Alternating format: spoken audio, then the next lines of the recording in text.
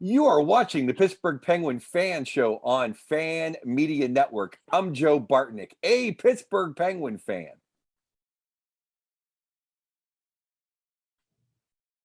Joining me now, Pittsburgh Penguin fan, my great friend, co-host, great comedian, the one and only Andy Picaro. What is up, Andy? Hey, everything's good. Finally got a backup goaltender win this week. We're looking good. Absolutely. It's funny. That was my first positive. We always do the positives and the negatives if you're a fan of this show. So let's take us back a little. We missed last week because we don't have the technology. I don't to do this on the road when I don't feel like bringing my computer. So when you fly basic, no computer taken. We won 5 in a row. Everything's looking fantastic. Then we go up to Canada the second time around. Western Canada kind of had our butts handed to us in Edmonton and Calgary. Calgary, a big team, didn't match up well. And then Edmonton, Connor and Jesus, Connor McDavid and Leon Draisaitl, what can you say? But then kind of little sisters, then, pre-barbecue Bruce, we got Vancouver, then we got Seattle with Dave Hackstall, so 2 there, and then 2 more wins at home, and we got a 4-game winning streak. So all is well in Penguin land, other than Jake the Snake, who was on a tear, a heater, as they say. He was back up to 5th or 6th in goals in the league, but he's out now week to week, which, as we all know, Andy, is the worst of all injury totals week to week. That is basically no one knows. But Gino's very close, and Rusty's very close. Any old hoot. Positives and negatives. First positive, you nailed it. Casey DeSmith, he's won 2 in a row. He got a donut. He looked strong in net. He'll never look tall in net, but he looked competent in net. I think that was big. I mean, that was becoming an issue. Having to play Jari in every important game down the stretch here for the rest of the season was going to definitely wear him out. I mean, I don't think the league is set for Martin Brodeur guys anymore to play like 70 games or whatever. Like, I think you need to have that guy come in every few nights and at least play well enough so you can win. So for him to get a shutout and his first win in the first week, it's a positive thing. And goalies are all mental. We see what's happening with our old goalie Matt Murray right now. He's riding the bus. So I mean, it's the mentality's got to be to compete at that position. I think they finally are. Yes, it had to be taken care of. He couldn't lose every game, so that was a big win. 2 big wins, especially because let's face it, Anaheim put it on him in the third period. They were playing the back-to-back, no excuses. But Anaheim had a great third, and DeSmith shut the door. Second positive, the penalty kill. What can you say? It's not the last 31, like record-setting. They're first overall in the league.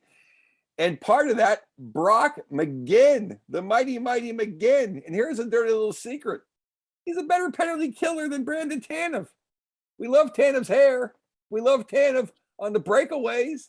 But Tanev liked to Olay a little bit. Brock takes the rubber in the shin.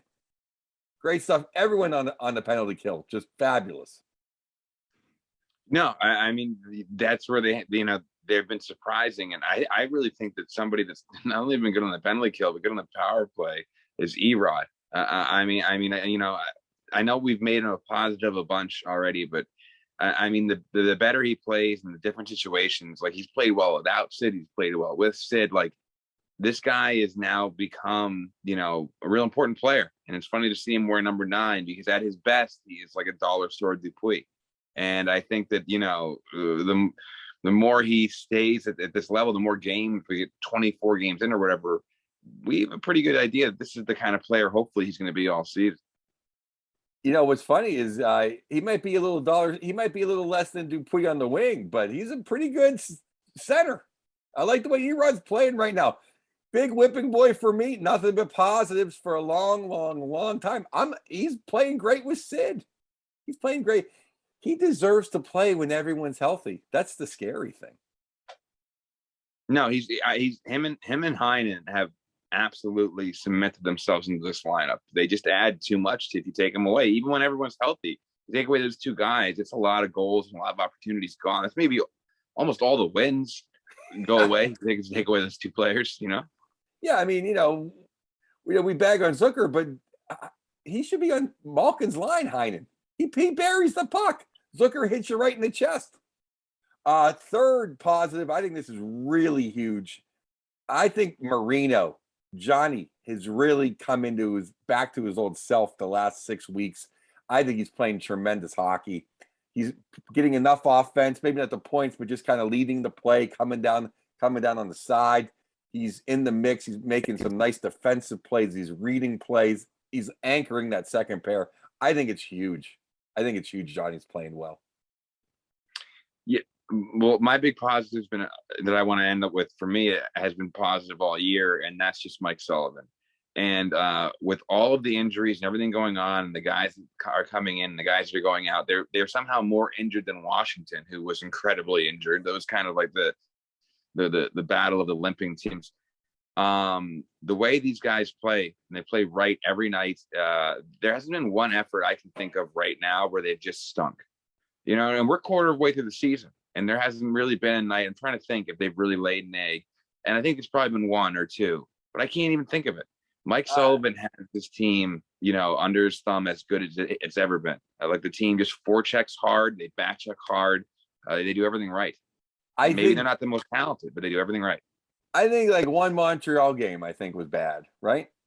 And then maybe about 2 other periods. I can't remember the opponent. I remember being disappointed like maybe literally once or twice in their effort this year so far, which is a low amount for this amount of games we played. At the quarter point, if you can't even really remember when they stunk. Exactly. And once again, not to reiterate, no Sid half the time. No Gino. That's a Hall of Famer. 2 Hall of Famers. One, they've only played half the games, one of them.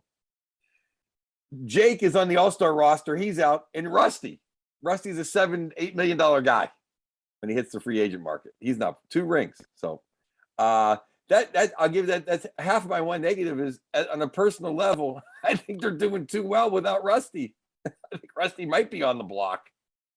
How can you argue they need him? Yeah, and I hate to sandwich it with a negative, but the Penguins were one of the 6 scouts to see Evander Kane play in the AHL the other night. There were 6 teams there. The Bruins were another team. I think Edmonton. So I don't know. Rusty, I don't know. We know what? Maybe there's going to clean the money. Maybe Berkey's going to wash the money. You know, who knows? That is a negative. The other negative is I'm not really happy with some of the situational play.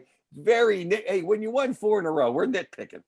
I thought Letang got caught a little bit flat-footed a couple times when he shouldn't have. 5 minutes left, and a couple Sid Hopers. Sid Rupp, come on, the captain. But I'll tell you one thing. I printed this in Hockey News. He may not be one of the 2 or 3 best players in the world anymore, but he is the captain of the Penguins. You saw when he's back to normal now, basically, how everything runs better. No, yeah, and I think that somebody had made the point on TV. I think it might have been Torts actually, where when you have a player like Crosby and he's your best player and he back checks and he's paying attention to practice and he's going as fast as he can every time. He just kind of sets a tone for that team that him just being there makes them better. Forget his stats. Like just having Sid on the bench, you know, there used to be all these things about how, the team comes together without Sid. Well, there's no option of that with no Gino, right? You can't rally behind Gino if he's not there. So, and that's another reason why I guess got to give it to Sully. I mean, he's had one of the best players in the world. Then he got COVID, and it's been so weird. And throughout the whole thing, they play the exact same. That team plays the same in the corners every night. And with Sid, they get that little bit of a boost because you get that the best player in the world, and he works his tail off. Let's face it. Other than Sid and Gino, and maybe Letang, everybody plays better, higher than their pay grade under Mike Sullivan. Yeah, I mean, like anyone can coach Sid and Gino. They're Hall of Famers. But think about it, Rusty. Where would Rusty be if he was a San Jose Shark? Who knows?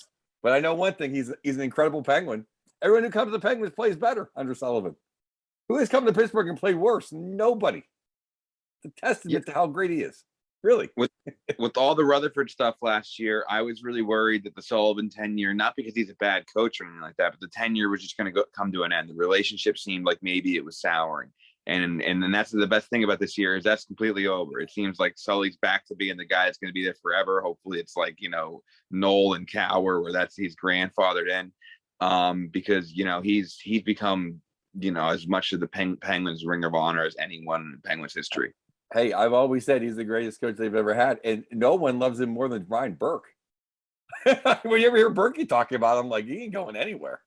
Yeah, and Fenway Sports Groups. I don't know if you heard the sound of his voice, but his favorite sports team now owns the team he coaches. Yeah, it's all one big happy family. Well, I don't have to edit this, and I keep looking over at the clock. So that's Andy Picaro. I'm Joe Bartnick. Let's go Pens. That's our show. To host a fan show or appear as a fan on a fan show, simply create a profile on Fan Media's iOS app or website. Select your teams and make a short intro video on your phone. Show hosts, reporters, former players, and superfans can use our Get Verified feature and make an intro video as well, and our mobile newsroom staff will reach out.